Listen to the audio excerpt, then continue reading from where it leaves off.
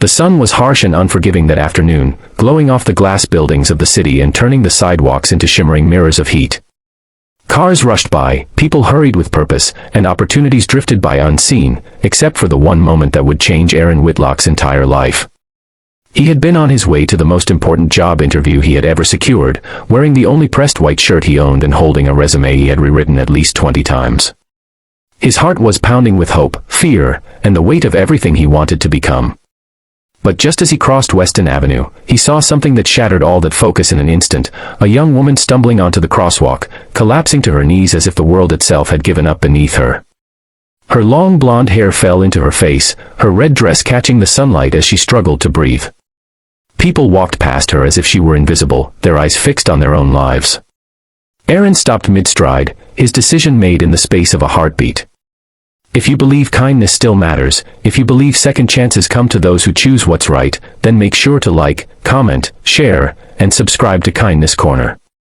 And before the story continues, tell us in the comments where you're watching from. Your place might appear in a future story.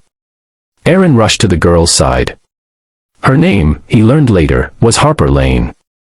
But in that moment, she was simply a terrified young woman struggling to stay conscious.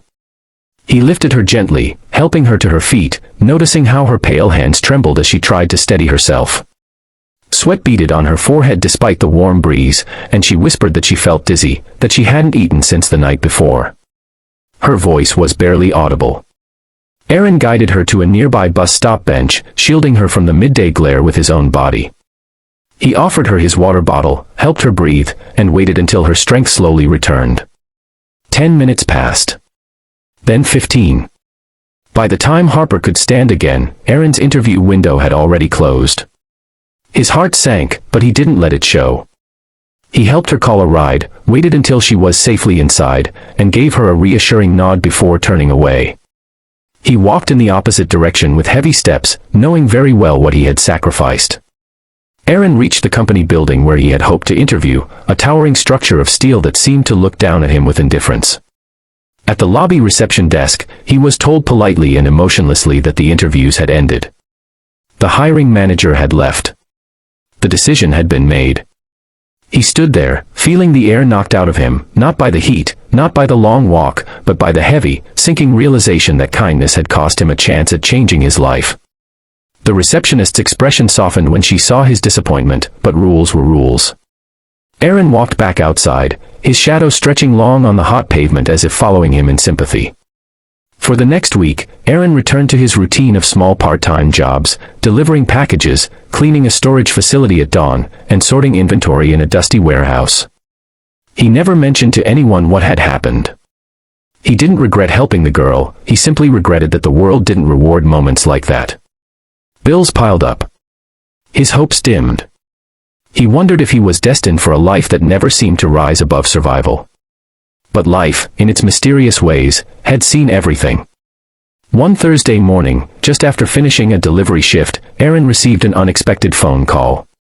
The voice on the other end belonged to a woman named Celeste Rayner, the executive assistant to the CEO of Weston Industries, the same company where Aaron had lost his interview. Aaron's breath caught in his throat as she asked him to come in immediately, not for an interview, but for a meeting personally requested by the CEO. Shock and confusion tangled inside him. Had they reconsidered? Had they heard something about him? Nervously, he boarded the bus and rode to the glittering headquarters. The CEO's office was vast, with floor-to-ceiling windows overlooking the cityscape, sunlight pouring across polished floors.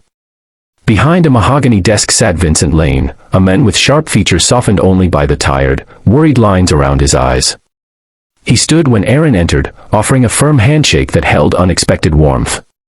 On the sofa beside him sat Harper, the girl in the red dress, the same girl who had collapsed in the street. She looked healthier now, her blonde hair neatly tied, her posture strong. When she smiled at Aaron, it wasn't the smile of a stranger, but of someone who had been waiting to thank him properly. Vincent explained everything. Harper wasn't just anyone, she was his daughter. She had been under immense pressure due to a project disaster at the company, had barely slept, had forgotten to eat, and had been on her way to confront a mistake she thought might cost her father's reputation. When she collapsed, she had been overwhelmed mentally and physically. Harper then recounted in detail how Aaron had stayed with her, helped her breathe, protected her from the sun, and made sure she was safe. She had tried to find him afterward but didn't know his name until security footage from the bus stop helped identify him. Vincent looked at Aaron with genuine gratitude, telling him that character mattered more than credentials. Anyone can prepare for an interview, he said, but not everyone chooses compassion over self-interest. He offered Aaron not the entry-level position he had originally pursued, but a better one, an assistant coordinator role with training included, full benefits, and long-term growth opportunities. Aaron stood there speechless, tears lingering at the corner of his eyes, the reality of the moment hitting him in waves. He had lost an opportunity, yes, but by doing the right thing, he had gained something far greater. As you read this, if the story has touched your heart even a little, please don't forget to like, comment, share, and subscribe. Your engagement keeps these real feeling stories alive. Before we end, tell us in the comments, what would you have done if you were in Aaron's place? Your answer might inspire someone today.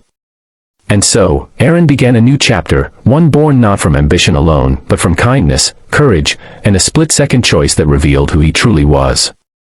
Sometimes, life closes a door not to punish us, but to lead us toward a better one. And sometimes, the goodness we show in our quietest moments becomes the very reason our destiny changes.